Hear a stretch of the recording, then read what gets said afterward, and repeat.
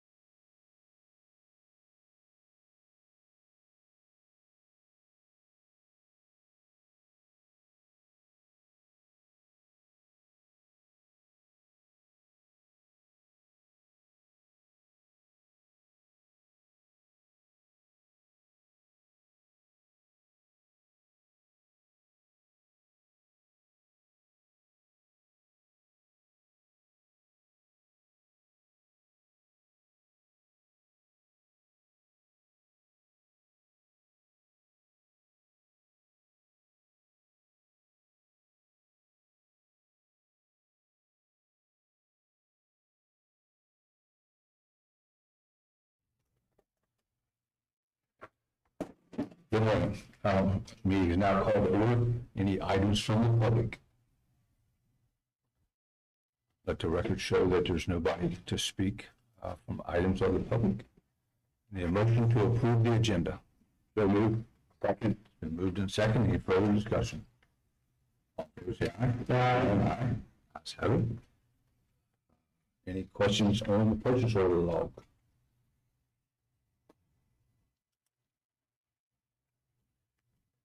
Hearing none. Any budget revisions this week, Mr. Warren? No, sir. Change of status. Hiring recommendation received from Chair Weinbrenner, Deputy County Administrator for Danielle Miller as a custodian with an annual salary of $32,250 effective 10/20/25.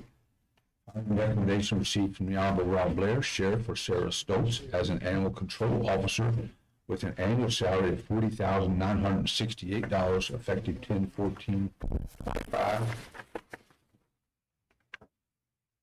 Hiring recommendation received from the Honorable Rob Blair, Sheriff for Jason Wilcox as an animal control officer with an annual salary of $40,968, and that's effective 10/6/25.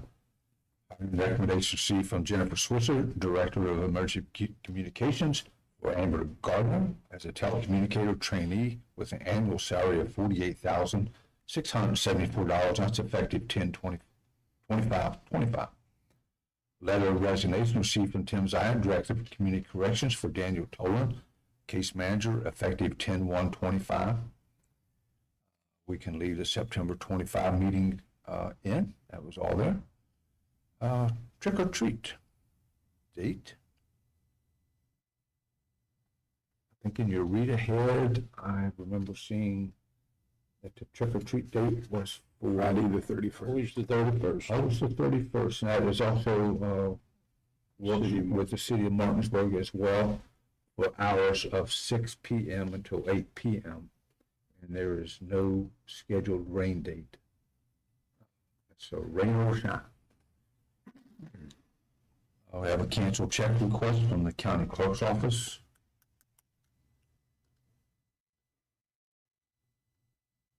quite the process to go through to cancel a check. State code requires it that way. Excuse me? State code requires it. I understand. There is. There is a letter of support in your packet from Community Networks Incorporated. That's for the Hope Recovery Homes. If you've had a chance to look over it.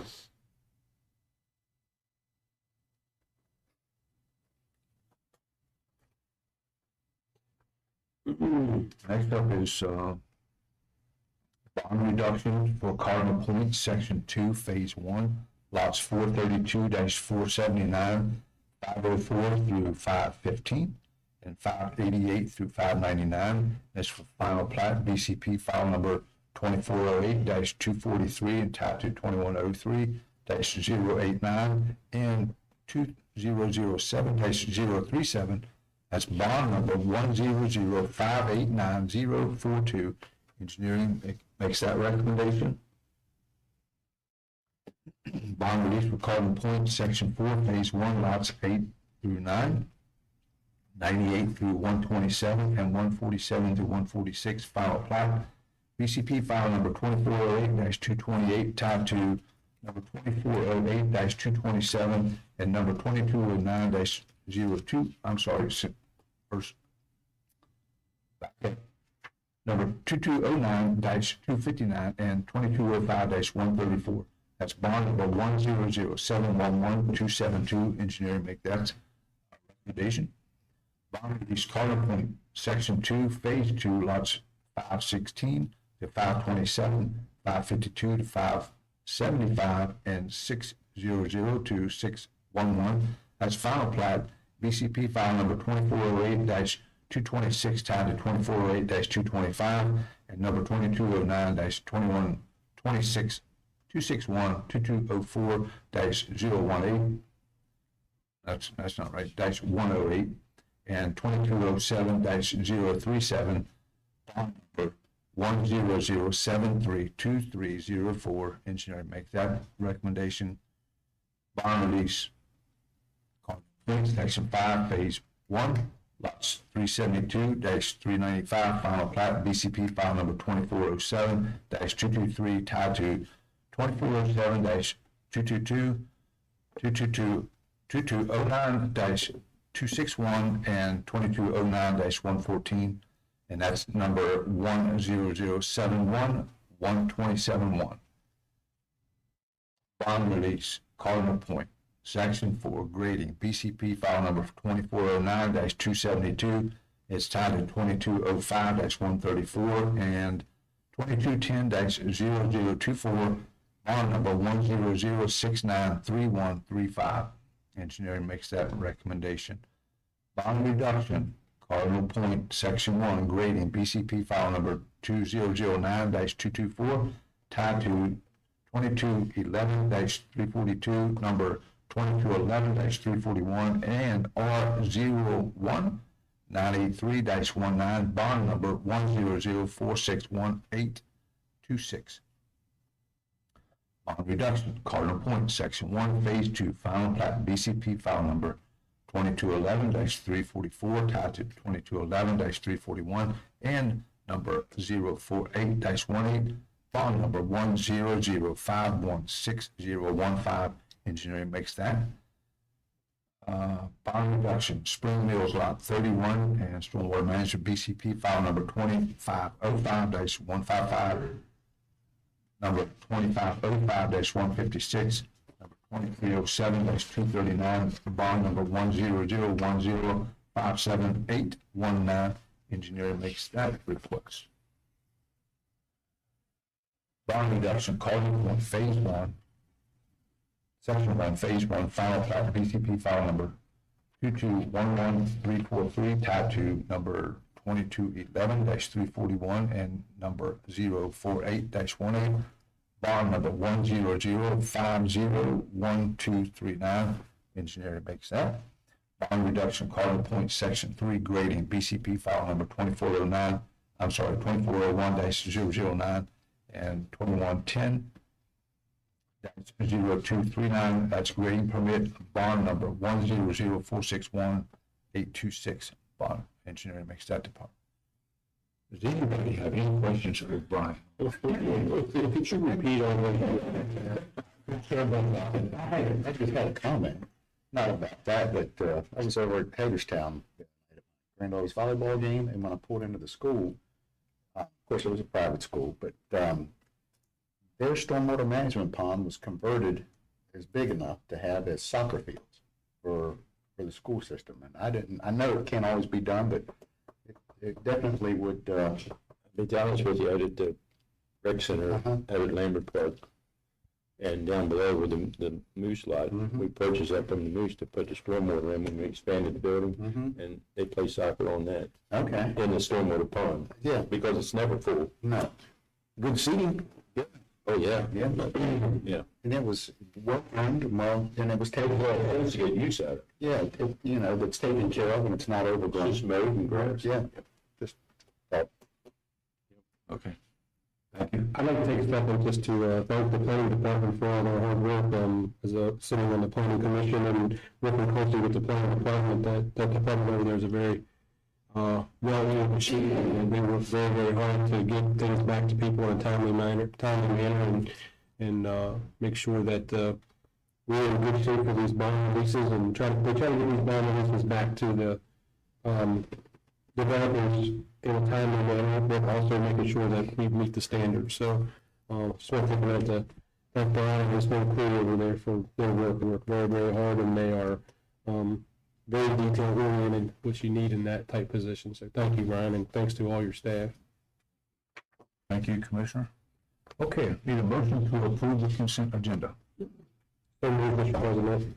Second. It's been moved and seconded. Any further discussion? All in favor, say aye. Aye. The ayes have it. Next up, Larry Hass, our assessor. Good morning, sir. Good morning. I don't have a whole lot for you this week, so that's a good thing. It's a good thing. Personal property, I just have 6, for the reasons that's listed there. Total of those 6 personal property office errors comes up to $1,287.46. A motion to approve the 6 personal tax exonerations as presented by the assessor. So moved. Second. Been moved and seconded. Any further discussion? All in favor, say aye. Aye. Ayes have it. Yep, 3 real estate tax exoneration. For 20 cents. Yeah. That, we made an exoneration, and it was 40 cents. I think 20 cents was a half a year. Oh, okay. It was 40 cents slight from covering the bill. And Leah comes over and she says, well, what am I supposed to do with this? I said, well, we just have to get it approved, make an exoneration, get rid of that 40 cents. So that's, that's the deal with that one. So, but anyway, all 3 of those comes up to $159.68. All right, motion to approve the 3 real estate tax exonerations as presented. So moved. Second. Moved and seconded. Any further discussion? All in favor, say aye. Aye. Aye. Ayes have it. Hey, good. The only other thing I have is I do have a divorce, and they wanted us to separate their bills so she could pay for her car, he could pay for his. For William and Jessica Branter, they had 2 vehicles, total assessed value of $28,545.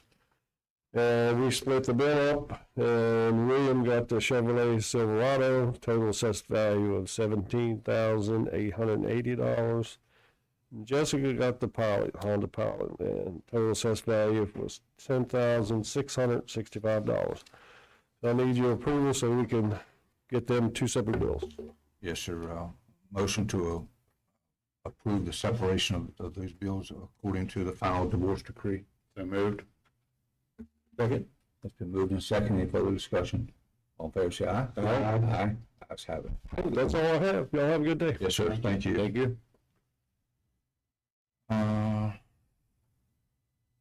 Board meeting reports. I had no meetings this week. It was most of my meetings were on Monday, and it was that 5th Monday, and I called Brian. I said, I was coming to the planning commission meeting. He's like, we don't have a planning commission meeting this week. So I was glad I gave him a call. So I was planning on coming in here at 6 o'clock for planning commission meeting. But I don't have any meetings this week. Good. Mr. Whitaker. No meetings here either. We got it. One, last Thursday after we met, we had an ambulance authority meeting, and Brian Nemit's last day was Tuesday of this week. They had a little get-together out at the, and they had some good food out there at the $5.55. Yeah, I looked at that. I did get there. I came in later.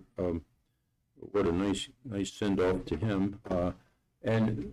So the ambulance authority is not going to hire a replacement for him. The duties that he had, Brandon's going to incorporate that into his job and take care of it. So it'll just be one position that'll be serving as director and chief both. So we're in good hands with Brandon Truman. So also last Friday, Eddie and I were on WEPM with Luke. That half hour went by in about 5 minutes, it seemed like, but had a lot to talk about. And then I want to remind all of you that, and maybe we can put it on the calendar, October 20th, which is a Monday, it'll be here in 3 weeks, I guess, or so. We're going to be hosting here in Martinsburg in our multipurpose room, County Commission Association regional meeting for the 8 counties in our region. And we're trying to get all the commissioners here, particularly the ones that aren't involved in our association. And of course, the main topic will be legislation for the upcoming session, but it'll be open for any discussion that maybe we can work together as a region now and meet maybe a couple times a year to see what we can do to help each other. So What was that date and times, it's going to be Monday, October the 20th here in our building from 10 a.m. to 2 p.m. and lunch is going to be served. And the CCA, Melanie's coming up, Paglero, I'm going to pronounce her name right. Paglero. No G. I introduced her terribly the other day, but it's Palerio. Does that sound better? No G, the G's silent. But she's going to be here hopefully, and CCA is going to provide the refreshments in the morning and then lunch in the afternoon, at lunch. And so we're looking forward to that. Should be a good session. And I got one shout out for Berkeley County, and a Hedgesville graduate, but a kid named Chase DeLauder was the Player of the Year in baseball at Hedgesville.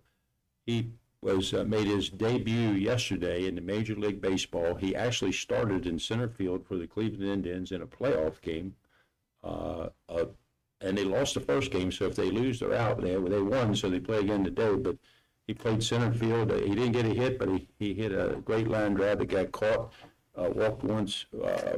But I just want to give a shout out to a kid, local kid that make it to that level is quite a big deal. And congratulations to him and his family. So, Yeah, we've got several professional athletes. Trayvon Wesco, played at Musma High School. And went on to WVU. And one of the boys, Louis Scott Miller, played at the major league level for a few years. And Vicky really played in the WNBA and Olympic gold medalist and All-American at Maryland. Yeah.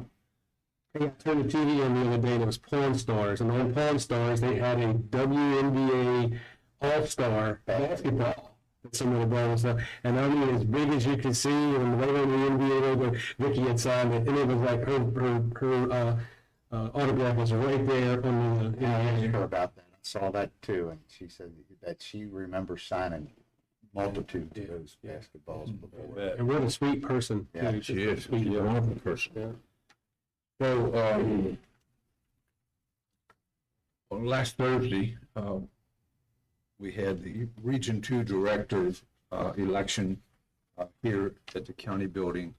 And Tim Zaya was once again elected as our Region 2 Director for the West Virginia First Foundation by unanimous vote. And he's doing really good work across the region. And so we want to congratulate Tim for that.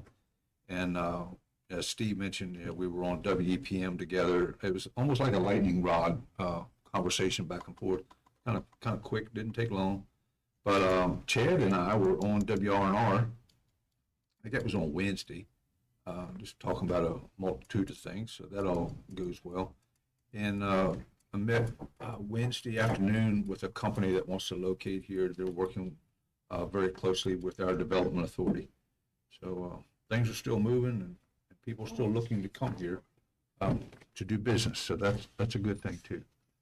I want to mention one other thing publicly. So when we were in Charleston last week, we met with the Secretary of the West Virginia DEP, Harold Ward, and a couple staff members. And since then, I've spoken to him on the phone several times. He's been texting me back and forth again this morning, and he has worked really hard to follow up on some of the things. In fact, I had a new thing that we didn't talk about last week that I brought to his attention, and he's on top of that too. So I just want to say, I'm very pleased because, everything about the DEP has always been a negative thing where they procrastinate, they don't get things done. But the cooperation so far has been a pleasant surprise, and I hope it continues, and it could help us out in a lot of different ways. But we are going to have an individual MS4 permit here soon. He promised me that. And it's going to be the commission's decision along with the stormwater district. And we meet next Tuesday to decide whether we want to keep our individual permit that'll be renewed, or we can join the statewide general permit. So you need to be thinking about that. We can talk about it, but I'd like to get the input from Richard Lewis and also the input from the Stormwater Board to see what they would consider they'd like to have happen too. But we are going to be co-permittees, so it's going to be our decision as well. So think about that. Thank you. Thank you. And you just keep building those relationships. Last Thursday also, I received a phone call from Secretary of Department of Military Affairs, Doug Buffington, requesting assistance from Berkeley County on a major accident. It was over in Washington County, but our crews got together and got water out to folks, got signage out to get people off of the interstate just to assist. So once again, those relationships where the secretary can call and ask for some help, it's always a good thing.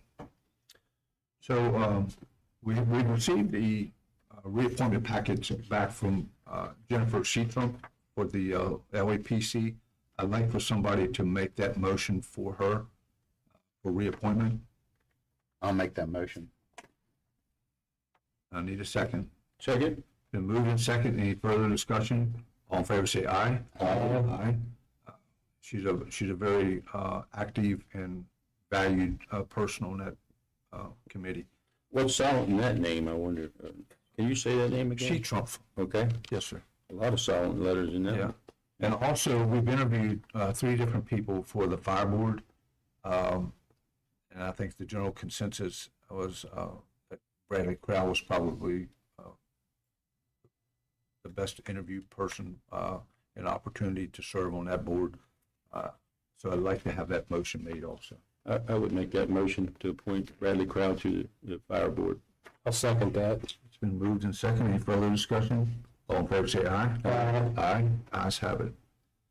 We have a bid opening at 9:55. Let's go ahead and do that. Sure. If you would, please. So this is for audit services for this is not building commission, this is county commission. You don't publish it like normal. The auditor sends you an approved list of recipients. The bid package was delivered to all the recipients on the list, and looks like you may have 5 or 6 in there.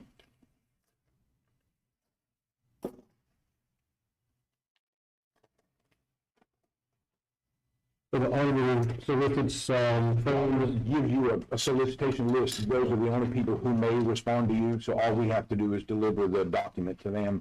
And they're actually bound, if they don't want to, they're supposed to send no thank you letters to you. So you got one of those. Is that a no? Yeah, I didn't read it. Well, it's small. Yeah, Lisa Thornburg, CPA out of Milton, West Virginia. She will not be submitting a bid proposal at this time. Milton down to meet Sedwell, What county is that? Putnam, Putnam and Cabot, one of them. I don't think it's Cabell. It's Putnam. Probably not there. I doubt it. It wouldn't be. Never mind. Where Blinko Glass is. Thinking it's Cabell though. I don't know.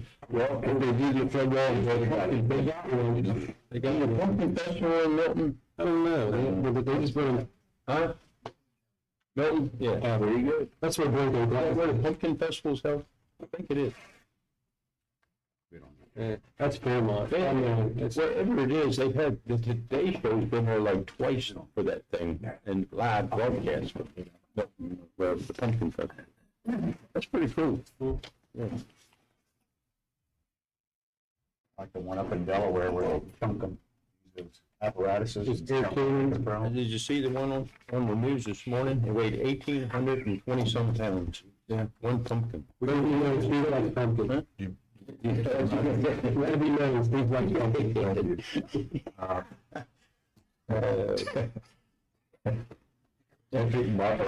Certified public accountants will also not be bidding on this.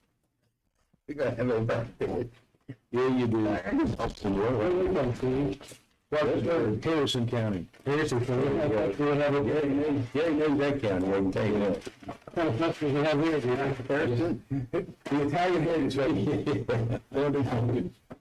Perry and Associates out of Marietta, Ohio. Did you confirm that pumpkin festival, by the way? No. Just checking. Horse Festival coming up in Alton. Buckwheat festival was just over this. Okay. Yeah. Yeah, no, Buckwheat. Richard was there. Horse Festival. BHM. This weekend. You didn't see the pumpkin festival, Richard? I'm teasing. Go ahead. BHM CPA Group out of Huntington, West Virginia. I know where that is, that's Capital County. You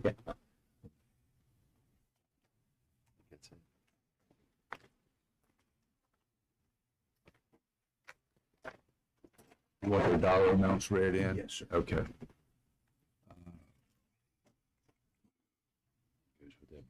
Should be a.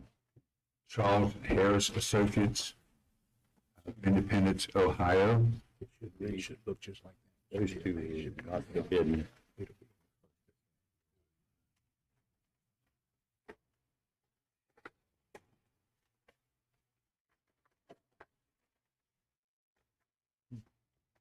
It's my fault. I got his thought process delayed.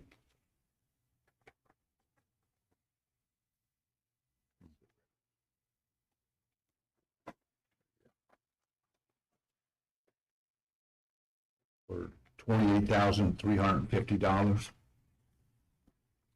That's on Charles Harris and Associates, and BHM CPA Group is.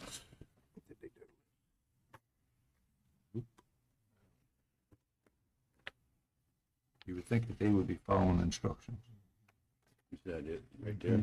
Yeah, for this one. I'll do the math and do that one. We can.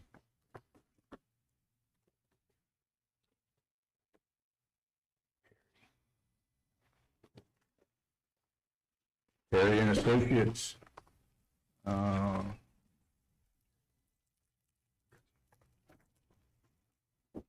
That's Marietta, Ohio, that I referenced earlier, for $25,200. And DHM didn't total there, so we'll add it to the record. All right. It's clunky enough. The next up is our Honorary County Commissioner, Will. And Commissioner Hardy will swear her in. Sure. We'll get you come up there a little while and get you in front of the flag. We'll stand right here, look all professional. I get you raise your right hand. I'm going to swear you in. I state your name. Lorelai Oldmiller, Do swear or affirm do swear or affirm that I will uphold the Constitution of the United States that I will uphold the Constitution of the United States and the Constitution of West Virginia, and the Constitution of West Virginia, that I will work hard to fulfill my responsibilities that I will work hard to fulfill my responsibilities of the Office of Honorary Commissioner, as Office of the Honorary Commissioner, Office of the Honorary, Honorary there Commissioner, you go, to which I have been appointed. to which I have been appointed. So help me God. So help me God. All right, thank you very much. We got a little, got a certificate for you All right, we'll get a picture with you here. You want to tell us a little bit about yourself, where you go to school, and what you're planning on doing, and your hopes and dreams, and all that good stuff that's in your future? I'm an 8th grade student at St. Joseph's School, just down the road. I have 6 siblings. Oh, Yeah, we live in Summit Point, so we're not really here. I play soccer and I do show choir at my school. When I grow up, I want to be either a nurse or a teacher. oh wow, that's great. Those are both jobs that give back to the community. So, congratulations on all the stuff you're involved with, and all your siblings, older, younger, in between. They're all younger. They're all younger than you, so you're the big sister. Yeah. So you rule the house. Yeah. Yeah. Yeah. Big boss. Yeah. You guys have any questions? In case you ever want to go to the Pumpkin Festival, it is in West Virginia in Cabell County, on the other side of the state, so. Commissioner County really likes pumpkins for some reason. Well, thank you for being here today. Yeah, thank you for participating in our meeting. If you have any input when we're talking about anything and you want to give us your 2 cents worth, we'll be more than glad to listen to you. Thank you. All right, thank you. Thank you. And just for the record, the BHM CPA Group, their bid was $29,175. Next up is Will Lawrenson, fiduciary supervisor. Good morning, sir. This morning, in contrary to your read ahead, you actually have 33 estates, not 32, for the month of October 25. All estates are proposed for settlement here this morning are nearly identical, except for that of the estate of Charles A. Holmes III. This estate was set for settlement, but had still an unreleased claim of debt. However, that claim release was received and recorded on public record on September 30th, 2025. Thus, my office added that estate to the read-ahead to the list to be approved this morning. Additionally, all other estates proposed for settlement have been legally or actually noticed of their proposed pending settlement status as prescribed by West Virginia law.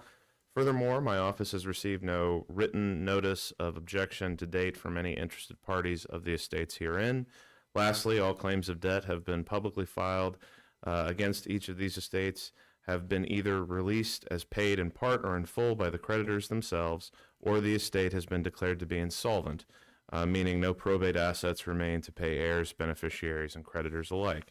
Without objection from any present interested party in the audience today, I ask for this commission's consideration for the approval of the 33 estates for final or interim settlement in the month of October 2025. All right, need a motion to approve the 33 estate accounts for the month of October.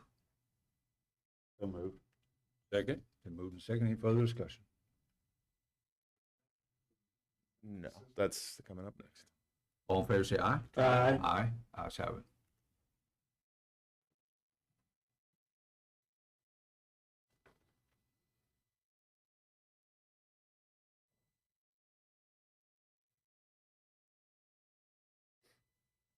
Thank you, Will. Thank you.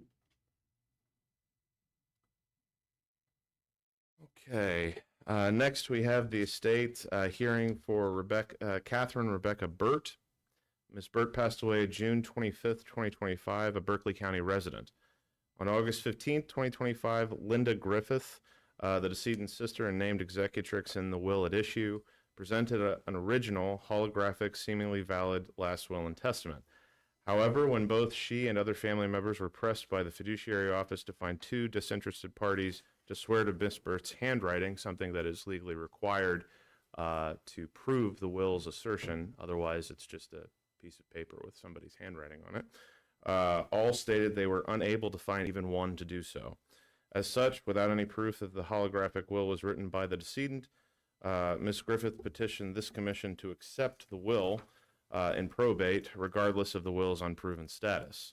At least one objector came forward, though notably not in writing or providing any kind of evidence in advance of today's hearing. Chris Burt, who is here this morning, the decedent's son, who audibly through various telephone calls with my office contended that the will's handwriting was not his mother's.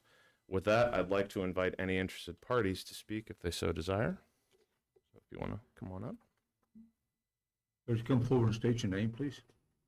Christopher Burt. I'm sorry. Yeah. Yeah, so you can. swear him in. Anthony, would you do it, please? She's never done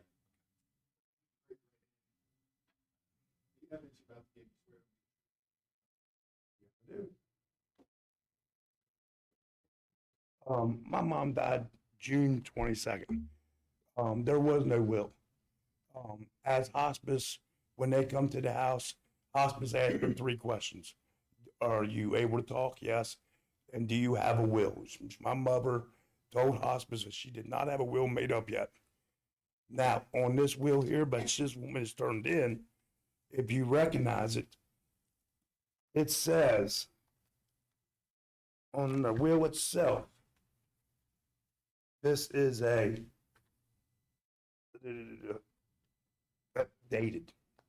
updated, which this is not my mom's handwriting, not my mom's signature. I've been doing my mom's bills for the last 3 years. I've been the one writing it, going down every month and checking her bills, make sure everything's paid and taken care of her mom. She stated to hospice that she did not have a will made up yet. Where did this come from? And if there's an original will, where's it at? So that tells me she wrote this will. They sold my mom's house 2 seconds after my mom died because they thought that since they named her a state person, that she could do it. And right there's the red flag to me. And I've been saying this since day one, but nobody wants to believe me. I don't want nothing out of this. I just want it done legally. By West Virginia state law, if it's not notarized or anything, by state law, it should go to the eldest son to be the officiary, not the executor, the officiary, which would be my brother David, and he would have control and be able to do everything. But by law, then everything's got to be given out by bloodline only, which is the 3 sons, which is what my mom and my dad wished for. I don't know where motorific.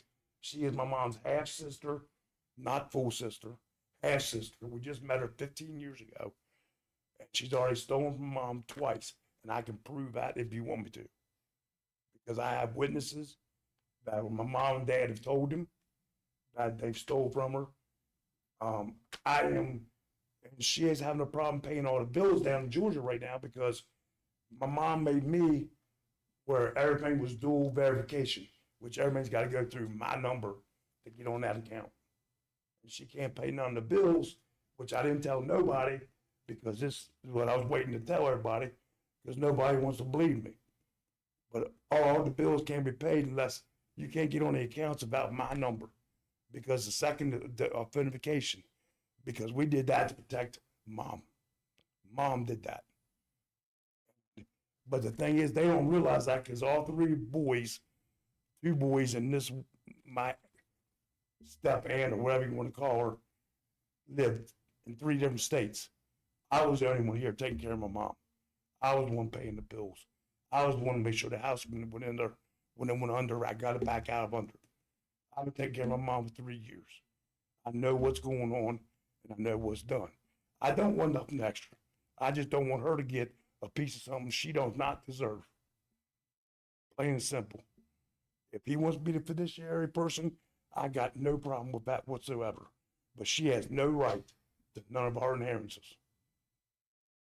And I can't prove to honest that she didn't write this, but I can prove it through hospice that she told hospice that there was no will. And hospice come back 2 days later with a lawyer to get her to do the will. But then by the time she was already too bad, and they would not do it. So the hospice said any wills are null and void. If I have to go to hospice and get them to do whatever you want me to do, sirs, I will. But that's the only thing I'm saying. I don't want nothing changed except for him to be the fiduciary person and to split 3 ways between the bloodline, which is what it should be by law. Because as you notice, it's not notarized. They gave her 30 days. Nobody in the family will sign it for one reason. That's not mom's handwriting.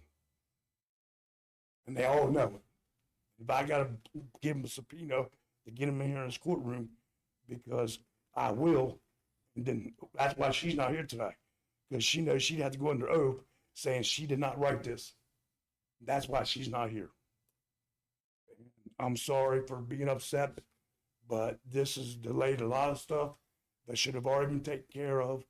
My brother's out $4,000 for the funeral, but he had to pay because she couldn't afford to pay it.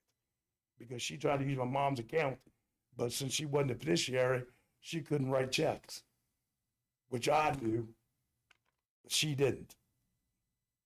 And she's tried to do stuff with it. I went to the bank and told them what was going on, and they froze the account. So she could not spend no money in Georgia. I did everything by law. I did everything I could to protect my mom and my dad and my brothers. But she has something, she lies to 3 people to get them to believe what they want to believe. The only reason she wants on this will is because there's nothing to split. It's all cash. Because once everything's sold, it'd be split up between 3 sons. The only way she can get money is by what she did to him. She told him to fill his paperwork out, and she'd do it. And that's the only way she can get money out of this. And that's the only thing she wants. And she has no right to it. My personal opinion, but I can get a hold of hospice if you would like and have them fill a paper out or something. I'll call them today. That's all I ask. It has been done by law. And him to be the fiduciary or facilitator, because it won't be a fiduciary. He'll be the fiduciary. Won't be executive, he'll be the fiduciary, which means he needs approval from both brothers to do everything and show everything. That's all I ask. For nothing to go to her. If they want to give her something out of their inheritance, I got no problem with that. But I'm not losing money, and I don't want them to lose money unless they decide to give it to her. She does not deserve it. And that's all I can say. Thank you, Mr. Byrd.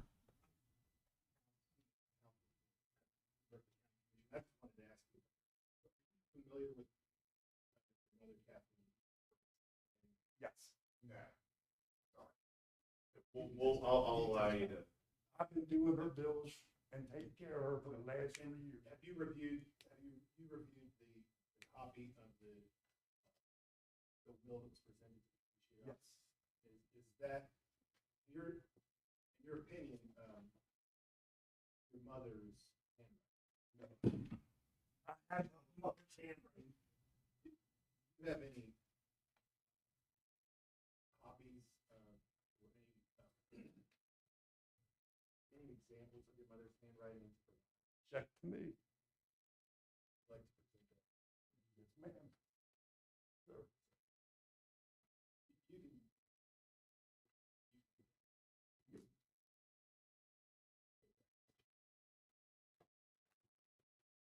Thank you. They were just looking at the will and deciding whether.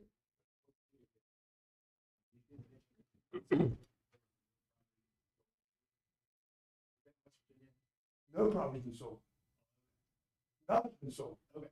But I think what I'm saying is, she wrote this will, and they tried to sell the house 2 seconds after my mom died. They tried to rush everything. We wouldn't catch on with this. But I already knew. She I told her, filed her will, supposedly. I know it wasn't notarized. I know it wasn't no good. My dad taught me the law. My dad was a police officer for 5 years. By law, they can't do this. Okay, if there's no. No. Okay, no. Yeah, are there any questions? I don't have any questions for Mr. Byrd. Yeah, well, I'm just gonna, anyone else? Okay.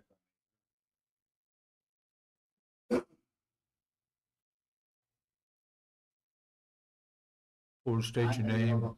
I'm sorry. David Burt. Here's right hand.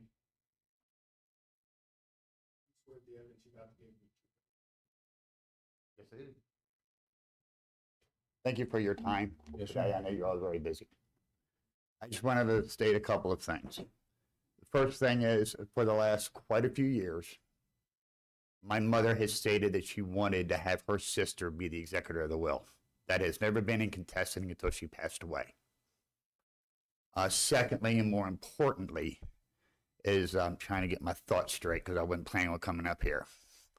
As per the will, there is another form of signature that I would like to bring in, but I can't get it because the bank has frozen her accounts, and that's her bank signature card. Because I do not know who signed that check that Chris handed over, but I know that Mom physically did sign that signature card. She had to. And three, for a while, the reason why the family would not sign anything to state that it was Mom's signature was because my opinion was they were talked to by other parties in the family and they did not want to get in the middle of it. All I know is the only thing I have that even they knows any kind of wishes from my mother is in that will you all have in front of you. And I really don't like the fact that if this is turned down, I have no way of honoring any of my mother's wishes because there is nothing else. And I would like to honor my mother's last will and testament, if I may. Thank you. Have a nice day. Thank you. Your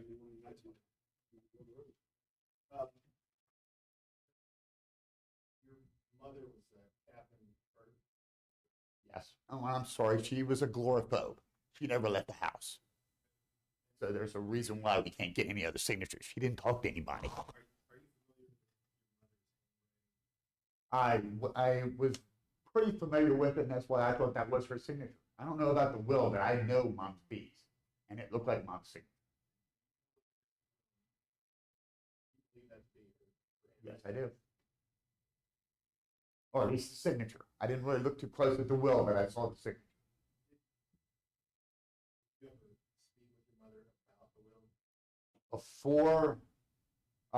will? Before this last thing that I saw, Mom always said it was supposed to be divvied up 3 ways. But then when, right before she passed away, I think she probably would have added her to the will because we were there on her deathbed and all she kept asking for was her sister. She loved her sister.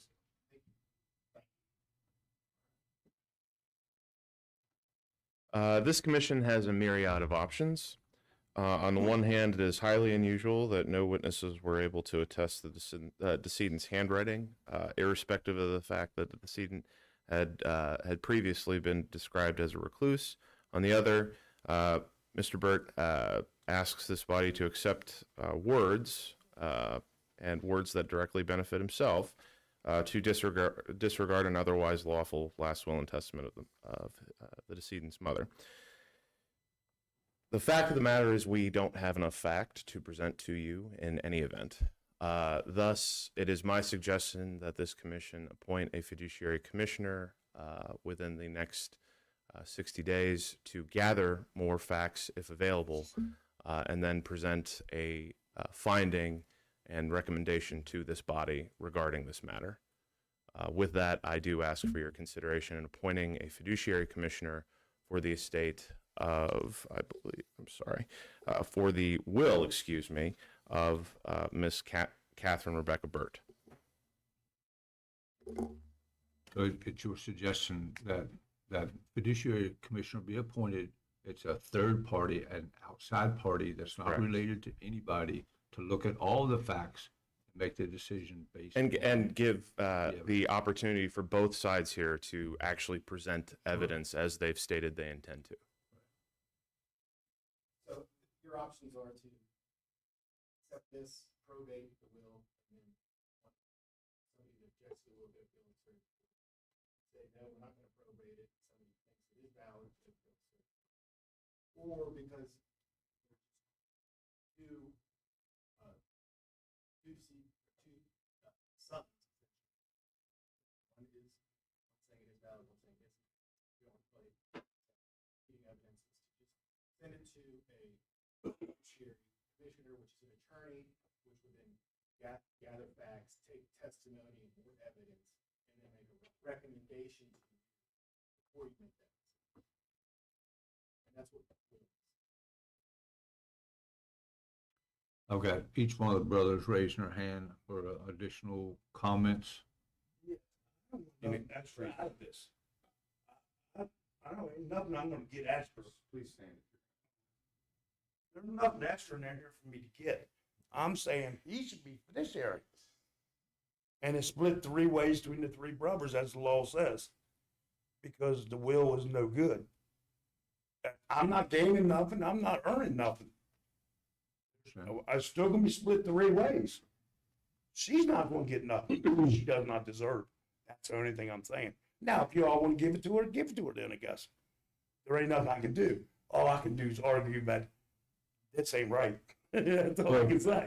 Mr. Burke, the recommendation from our fiduciary supervisor is to have a court-appointed fiduciary commissioner who is an outside party. They look at the facts that you give, they look at the facts that your brother gives, and they'll make a recommendation back to this commission. So whatever facts you want to be able to present to him, you will have that opportunity, as well as your brother. They will make that recommendation back to this commission. Okay, There's no, I got no problem about it. Yeah. I got one question to ask. sure. If they go that way, instead of making him just fiduciary person, then we gotta pay them. Question. Under code and an order previous, I think it's in 2007, the fiduciary commissioner does have a referral fee, yes.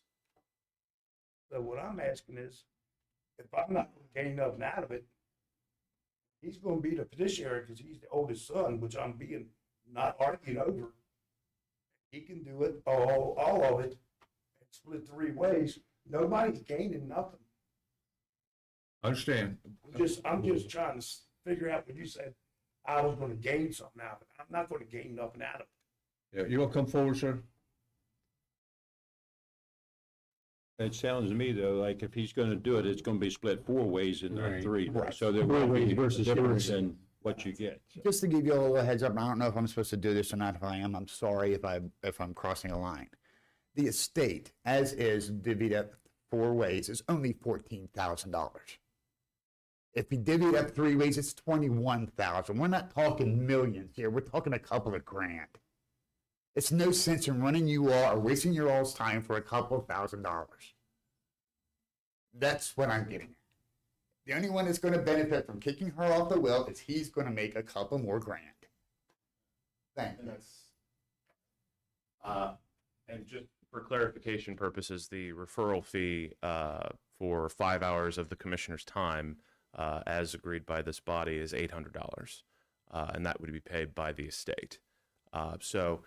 With that, I again renew my request for your consideration to appoint a fiduciary commissioner to gather further evidence and present with you a finding and recommendation for this matter. I mean, I think that's the most fair way. We got difference of opinions. You know, I'm not a signature expert. You know, so I think it's to the best interest for the entire family that an outside commissioner be appointed. So I would like to have that motion. I'll make that motion, Mr. President, that an outside fiduciary would be appointed to review, and then we'll take upon his recommendation. The estate of Catherine Burt. Yes, sir. The estate of Catherine Bird. Need a second to the motion. Second. Been properly moved and second. Any further discussion? All in favor, say aye. Aye. Ayes have it. And I'll prepare you an order to that effect by end of business today. Okay, and just please get their information so you can communicate back with them, keep them abreast, as I know you will. Yes, sir. All right, thank you. Thank you. All right.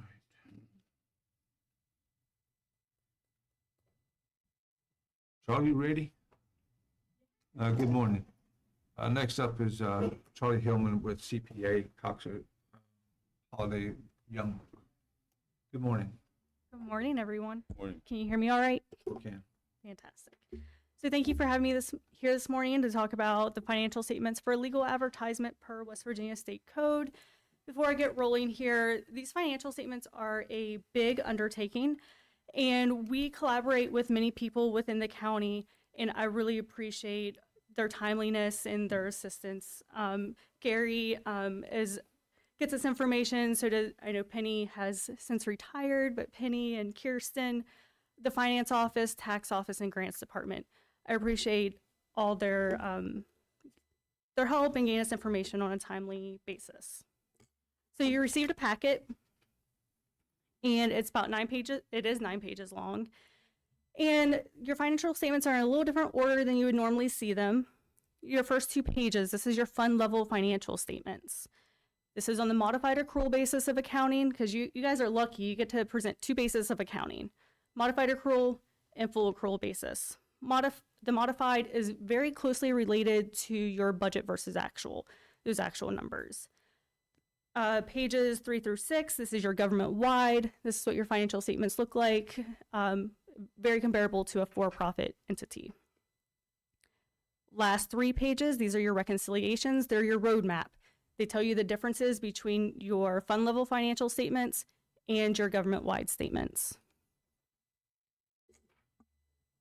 So these are your draft financial statements for legal advertisement. By state code, they have to be published in the newspaper, local newspaper, by October 15th of each year.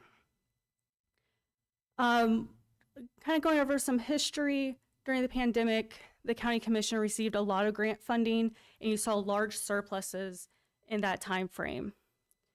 About 3 years ago, you started to see large deficits because you were spending all that grant funding. Last year, we saw some consistency come back to the financial statements, but we still had a deficit because we were spending down specifically the ARPA funding that's required to be expended by December 31st of 2026. This year pretty much mimics last year. So you're still going to see a little bit of a deficit, but you're spending down those funds that you are required to spend down. But at the end, I think you're going to see that the commission is going into fiscal year 2026 with a very strong carry forward. And we have depleted those funds at this point. In this fiscal year, In this she's fiscal presenting. year. Yes. All right, page 1, your statement of revenues, expenditures, and changes in fund balance. You have total revenue of almost $65 million. 75% of that is in 3 line items. First, your property taxes, that's $32.5 million. Charges for services, $8 million. That includes things such as your inspection fees and franchise agreements. Other taxes, $6 million. That's mainly your property transfer tax. And again, this statement is very, your budget versus actual that you look at on a regular basis, that's the backbone of the statement. Expenditures, $66.7 million. 85% of that is in 2 line items, your general government expenditures and your public safety. General government, $31.4 million. 45% of that is personnel expenses. Payroll taxes, insurance, retirement. Another big chunk is professional services, other types of insurance such as building and utilities. Public safety, 60% of that is personnel related. The remaining is equipment, training, supplies, and materials. Also, I may make a note here, capital outlays, over $6 million for things such as the dumb building, chiller, and health department. On this statement, that is an expenditure. We're going to see it later on in your government-wide statement, move to the balance sheet or your statement of net position. Bottom line, you have it on your statement of revenues, expenditures, and fund balance. You have a deficit of $1.7 million. I'd like to remind you, you were spending down the remaining ARPA funds during the year. That's about $3 million.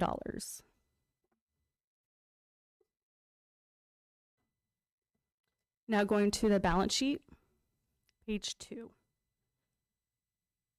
Now this balance sheet does not include things such as fixed assets, long-term debt, or required pension reporting. That goes on your government-wide. So total assets, you have $36 million. Over $33 million of that is cash. Total liabilities, $1.2 million. That's mainly due to timing of payables and interfund reimbursements.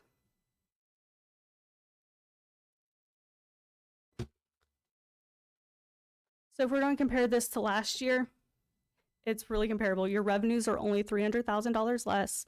Your expenses are $500,000 more. Both sides less than 1% variance. So last year you had a deficit about $950,000. This year it's $1.7 million. As far as your balance sheet, your cash decreased $1 million. Now I did tell you had a deficit of 1.7. Your cash didn't go down that much because you have an increase in your payables. So that's cash that has not gone out yet as of the end of the fiscal year. Any questions on the fund level financial statements? Oh.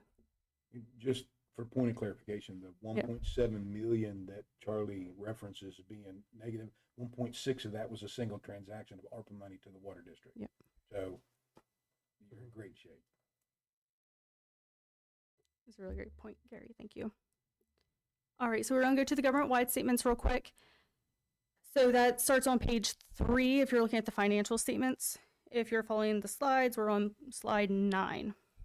And I did have a couple of changes here due to a pension adjustment I had to make. So if the numbers don't line up, that's why, and I'll try to point them out. Statement of activities, if you were a for-profit company, this would be your income statement. Expenses, $60.5 million. All right, I just told you on the other statements is 66.7. The biggest difference, your capital outlays. They were moved from the expenditures and moved to the balance sheet. So they are not shown in this expense line item. Everything else, there are some other adjustments for like depreciation and long-term debt, but everything else remains the same. And also probably should have pointed out on this, it's a little backwards from a for-profit company. You have your expenses first and then it shows your revenues. So next for your revenues, we have $65.3 million. That's an increase of $400,000 from the previous statement that we looked at. And that's just timing of when you're receiving property taxes. So bottom line for this statement, you had an increase in net position. If you're a for-profit company, this would be your net income of $4.8 million.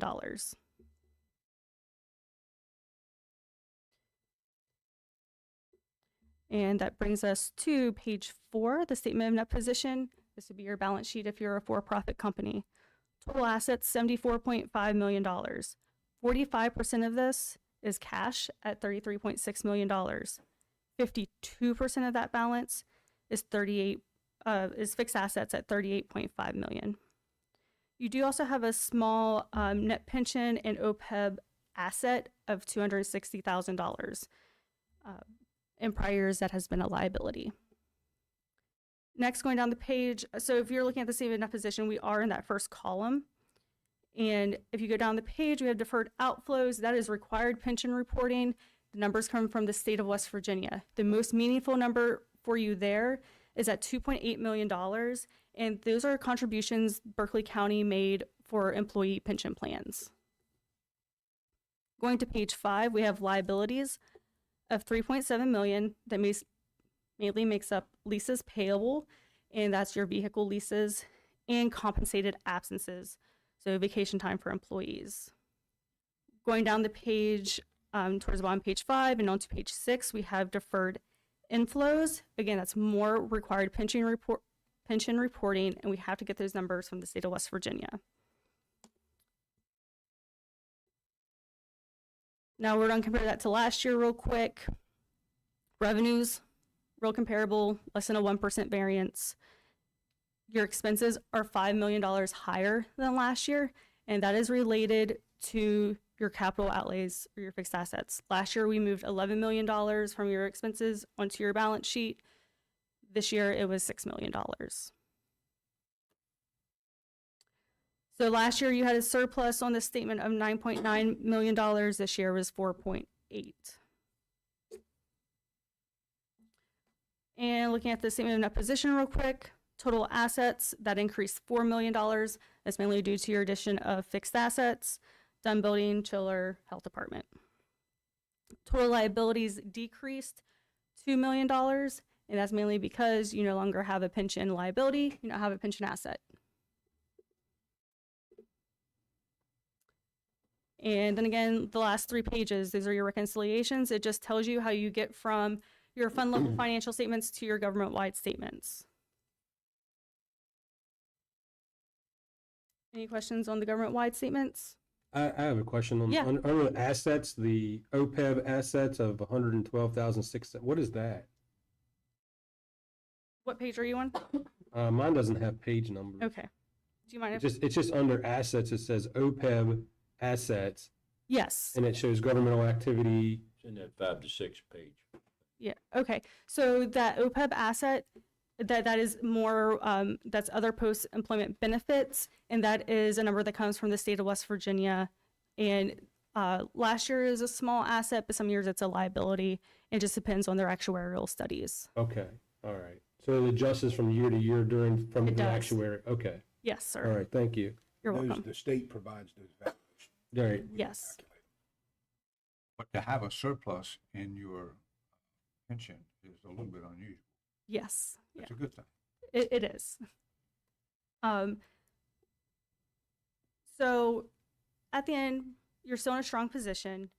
You saw that you had a deficit on your fund level financial statements, but you continue to invest in the county and you're spending required funding, and you do have a strong carry forward into your fiscal year 2026.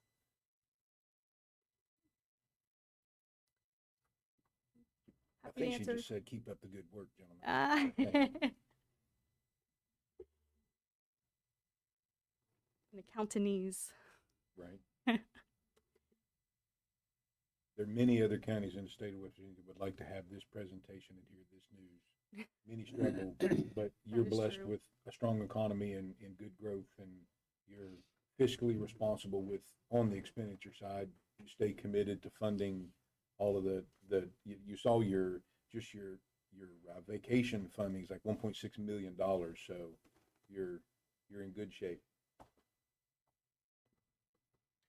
I just know from years past that a lot of time the pensions are sometimes when things get tight, the last thing gets funded.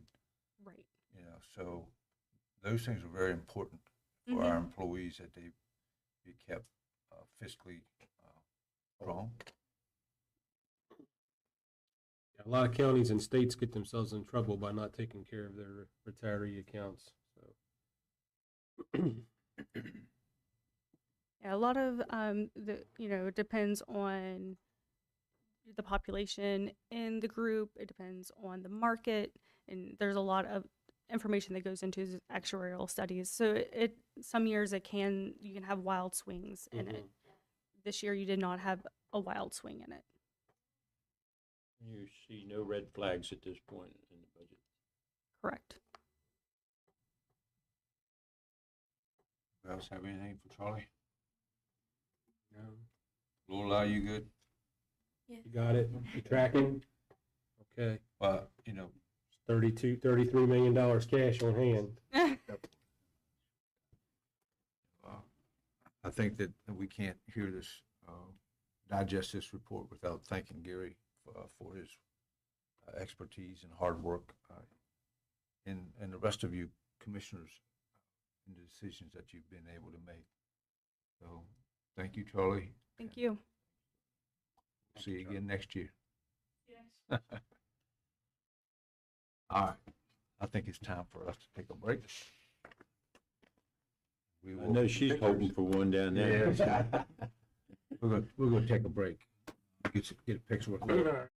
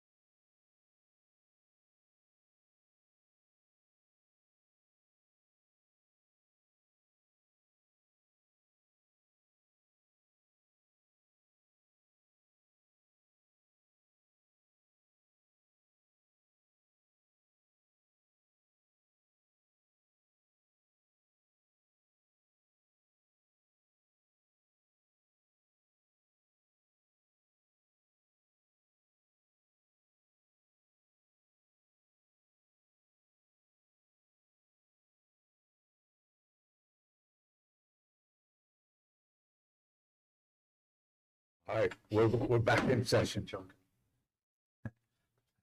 Exactly. Next up, Chad Weinbrenner, Deputy County Administrator in Hartford Group Lead Management Program.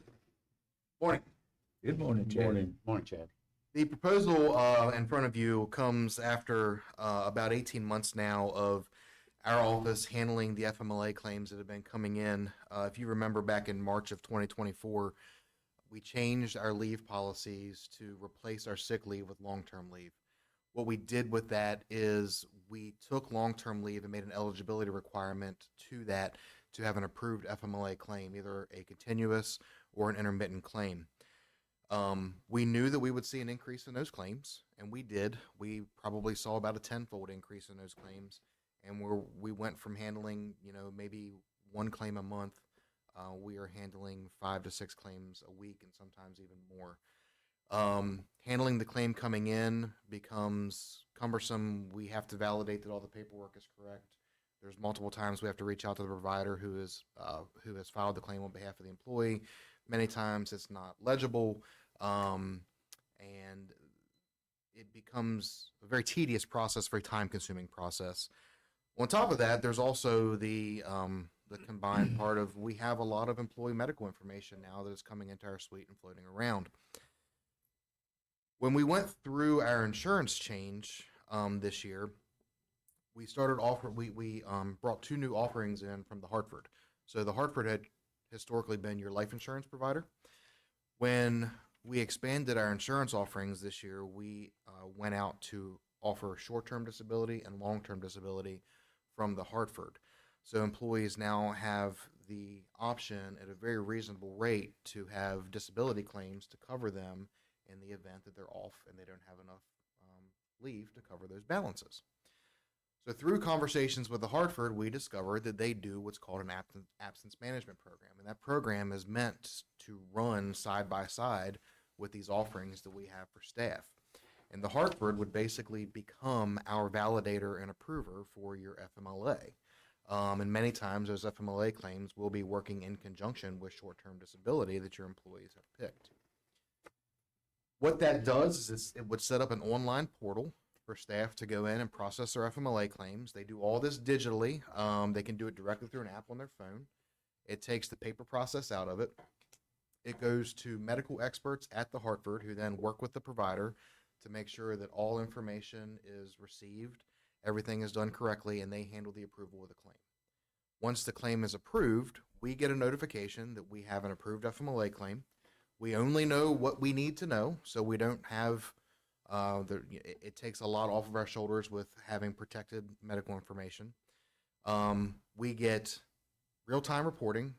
Continuous FMLA claims are easy. They start and they end, and we can add the days up in between. Monitoring of the intermittent FMLA claims, which is the bulk of the FMLA claims that we see, those can be very difficult because we have a lot of folks who will, spontaneously take off a day here, a day there. And then some of the things that we have to look out for too is like any policy, we see abuse in those things. The joke in the industry is that FMLA stands for the Friday, Mondays Leave Act, and we are always cognizant to look for those. So again, it takes a lot of time on our part to mind these attendance sheets, to keep an eye out, to make sure that we're not seeing abuse of the system. The Hartford will proactively send us correspondence when they see things that they believe or have a pattern of abuse. They also, with the intermittent claims, they have a better validation system because they have just a better technology suite than we do to do FMLA. They are able to better validate the intermittent claims to ensure that the reason the employee is taking off work is consistent with their FMLA claim. Looking at a program like this, we're looking at not only a significant workload off of our suite on the administrative side, but we're also looking at a more streamlined experience for the employee, a more private experience for the employee and their medical information, and assurance for the employees that their files are being reviewed by medical professionals. Another benefit for the staff is because we follow the federal minimum guidelines, and we only certify folks for 6 months at a time on FMLA. The Hartford will certify folks for 12 months at a time, which will take some burden off of some of our staff, especially folks who have intermittent claims for chronic diseases such as diabetes. All in all, we believe that this is going to be a huge benefit for the commission and for all employees of the county. The cost for this program is minimal. It comes out to $3.39 per employee per month. That cost fluctuates as our employee cost fluctuates, and that's only on full-time employees. We have spent, Aaliyah and myself have spent about the last 3 months in meetings with this, validating this program. We strongly believe it would be a good move for us to make, and before you this morning, asking for your approval, pending any questions you may have for me. Chad, does it work with CMI? I mean, how, with those leave balances and stuff, how's that work? So what's going to happen is we're going to get the CMI end is still going to be the same, where the employee is going to come in and have to enter all their time off through their CMI. We'll still open up their long-term leave bank when we get a notification from the Hartford that they have a FMLA approval. We'll go in and open up their bank based on the dates the Hartford gives us. I think it's personally going to be better through CMI because when department heads are validating time cards at the end of the month, they'll have a report from the Hartford that says this is the FMLA approved absences that we have on file to compare to what the employee is submitting to their department head, so that there's better, more clear validation of those things. So there won't be a seamless integration to CMI, but it'll work alongside of it. So, I mean, I know as recent as, actually, I think this morning, you had some FMLA issues or questions to be dealt with. Yes. So those would be kind of handed off to Hartford, right? Okay. The major drive with this is your employee experience. This isn't, while Chad alluded to it, would take some work off your suite. That's not it. This puts the conversations, the questions and answers on medical professionals at the Hartford to help your employees with what makes sense. We're very good at what we do, but that's not what we do, right? So this is just another step in the right direction for you to provide a full service suite of benefits to the employees. It takes it to another level, and I personally believe it's a great opportunity. How many FTEs do we have? 418. And then we are assured that this is going to, we're not adding another layer of bureaucracy to our employees to get to where they need to be. So this is going to make the experience better for them. I'm sure all this goes into a secure portal and then a decision is made. So my other question is, so if this is going to make it easier on our employees, if our employees go in to this and they go through this review and someone at the Hartford group says this doesn't meet the standard of the FMLA, is there an appeals process, or is there some other, I mean, I'm sure there's standards that would have to be met from federal government what FMLA meets. Yeah, those are the standards the Hartford will use, is the standards of FMLA. Obviously, any employee who believes that they may be being declined in error could come back to us. We would review it. We would get our legal team involved to see if, we agree with the Hartford. But if everything is in agreement, the employee will have to, accept that. And you said it was $3.39 per employee. per month. About $40 a year. About $17,000, John. Give Yeah. or take. All in. Yeah, I'm coming up with $1,417 a month. Yeah. $17,000, and they manage everything. 100%. I kind of like the idea that they're dealing with the medical aspects of the employee and we're not. And Chad gets it all the time. Someone will be working on it and they'll ask a medical relative question, right? Just so happens he's got about 15 years wrapped up in that field, but that doesn't make him a professional on that end. So again, I would reiterate that we really came to this driven for the customer or your employee experience. And they have the app that they have is real slick. I mean, if they've got a claim open, it shows the days left, opportunity of usage, what they've used. It really is catered to the employee. Do they offer training for them, or will that be something that's so easy you don't need training on it? We will, on the administrative side, the Hartford said it's going to take us about 4 months to really build and deploy. and then they have some training resources that go to the staff, but it's not like you need to set aside a meeting. It's quick reference stuff. This is how you log into the app. Everything else is pretty self-explanatory. We live in a world where most of what we do is through apps anyway, so Sure. it's going to be very user-friendly. And the $17,000 per year would be added into our employee budget for the. It'll be serviced out of your insurance fund. This is part of insurance and such. Okay, so you I will got see you. that in your Yeah. operating budget. I like about it is it takes the personalities out of it. So you don't have somebody local know so-and-so, well, you did this for so-and-so, but you didn't do it for me. Well, these medical experts don't know any of you, and this is what they said. So it takes the Right. personalities out of it. And I think it's worth every penny just to do that alone. So All right, any further questions for Chad? Need a motion to approve. so moved. Second. It's been motion and approved. I'm sorry, motion and second. All in favor, say aye. Aye. Aye. Let's have it. Thank you. Thank you. Chad. Next up, Fire Chief Martin Roberts, proclamation for Fire Prevention Week.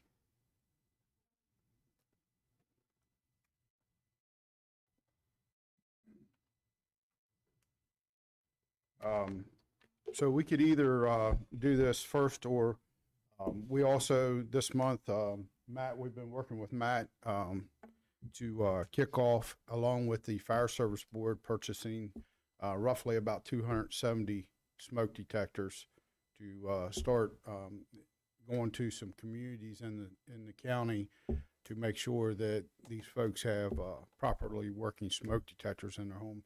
So before we get into the proclamation, or we can do the proclamation first, I'd like Lieutenant Sawyer, he's kind of heading up that initiative, but as you understand, we had a busy night overnight in Berkeley County.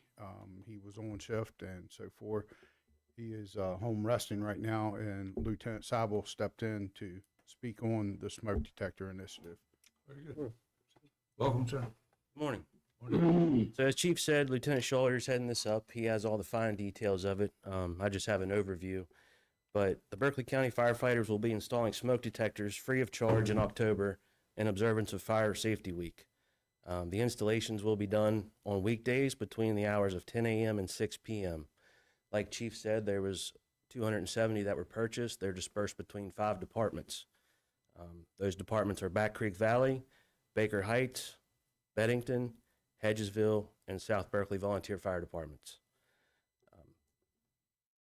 Lieutenant wanted to put out a special thanks for the cooperation and support from the Berkeley County Fire Service Board. The working smoke detectors do save lives. They're vital to our efforts and help our mission to protect life and property. So please, anyone that needs that done, reach out. We're always willing to come help out. Even if you bought your own, we don't mind help putting them up. Any further questions on that, please contact one of those 5 departments or Chief Roberts, and we can get you set up. Is it like first come, first serve? Like whoever requests them till you run out? Is that? I believe it's going to be a door-to-door for certain areas. I don't have the fine details that Lieutenant Schaller has planned out, but he does have everything laid out, and it's ready to be kicked off on Monday. So you're actually going to go to the homes direct and say, hey, by the way, if you need a I do believe that he is emphasizing somewhat on mobile home parks starting out, and then we'll expand to wherever further we need to go. So that's, I think, where the biggest the initiative liability is. right now is to try to Yeah. to see if we can cover that. Very good. Thank you. So, another big thing today, 30-some years of this program running in Berkeley County. The House on Wheels kicked off today in the south end of the county. A big shout out to the Martinsburg Fire Department. The Martinsburg Fire Department is carrying this initiative.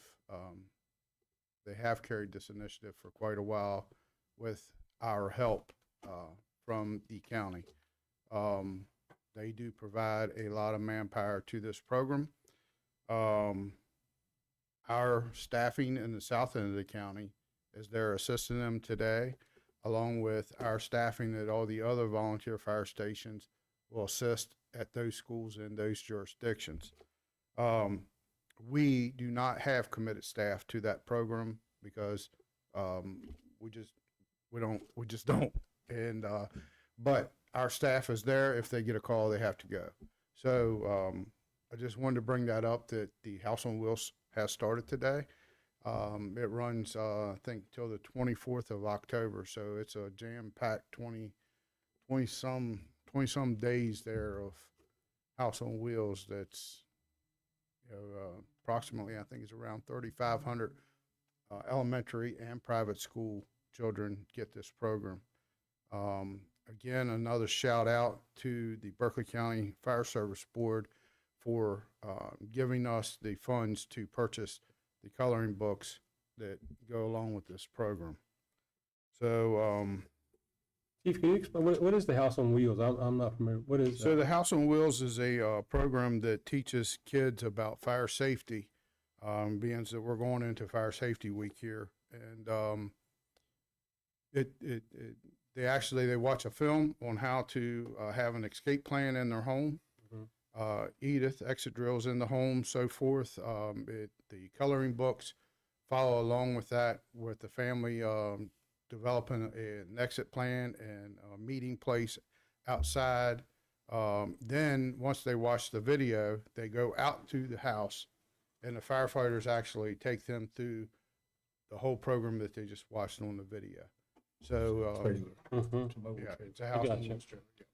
And, I know Martinsburg Fire Department is in the process right now of, they applied for a grant because our house is getting a little, it's starting to see its better days. And, so possibly, we may be getting a new House on Wheels. So, if you want, we'll go into the proclamation that I come before you guys today for Fire Prevention Week 2025. Whereas the Berkeley County Commission is committed to ensuring the safety and security of all those living in Berkeley County, West Virginia, and visiting, and whereas fire remains a serious public safety concern both locally and nationally, and the presence of lithium-ion batteries in many household devices introduce unique fire risk, and whereas most of the electronics used in homes daily, including smartphones, tablets, laptops, power tools, e-bikes, e-scooters, and toys, are powered by lithium batteries, which is misused, damaged, or improperly charged, can overheat, start a fire, or explode, and whereas the National Fire Protection Association, NFPA, reports an increase in the battery-related fires, underscoring the need for public education on the safe use of lithium batteries, and whereas residents should follow 3 key calls to action: buy only listed products, charge batteries safely, and recycle them responsibly to prevent battery-related fires, and whereas lithium-ion batteries store a large amount of energy in a small space. An improper use such as overcharging, using off-brand chargers without safety certification, or exposing batteries to damage can result in fire or explosion. And whereas the proper disposal and recycling of lithium-ion batteries help prevent environmental hazards and reduce fire risk in homes and community. And whereas the Berkeley County first responders are dedicated to reducing the occurrence of fires through prevention, safety education, and community outreach. And whereas the 2025 Fire Prevention Week theme, Charge into Fire Safety, Lithium-Ion Batteries in Your Home, serves to remind us of the importance of using, charging, and recycling lithium-ion batteries safely to reduce the risk of fires in home and communities. Now, therefore, be it resolved that the Berkeley County Commission do hereby proclaim October 5th through the 11th, 2025 as Fire Prevention Week throughout Berkeley County, West Virginia. Thank you, Chief. Thank you. Okay, need a motion to adopt the proclamation. I moved. Second. It's been moved in second. Any further discussion? All in favor say aye. Aye. Ayes have it. I would like to thank you, your department, for the volunteers will participate as they can critically important early detection in homes, in the notification of fire in their home. Um, in this country, every 79 seconds there was a house fire, and we take our turn in that rotation. So everything that we can do to make this community safer is a great day. So appreciate you for your efforts in bringing this proclamation. I know that Jeremy Taylor was very involved in battery. Want to do a lot of training with batteries, cars, with our e-cars and stuff. So, Matter of fact, he along with our last executive assistant, Candace, he put together a lithium ion battery class that he never really got to kick off, but it was handed down to Lieutenant Seibel, and the state, West Virginia DEP, and everybody was reaching out to want him to come teach this class, but then he fell short to an illness and was unable to do so. But we are, I want to make this clear, we are working to bring our staff and the volunteer staff along. When we're doing something, we're bringing them along with us. We're all together.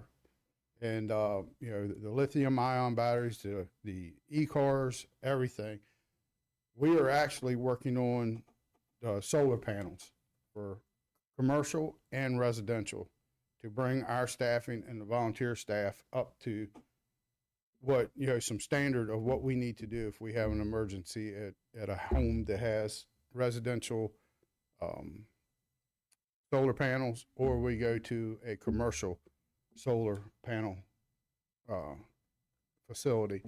We do have a handle on what we need to know and how to handle the emergency at hand.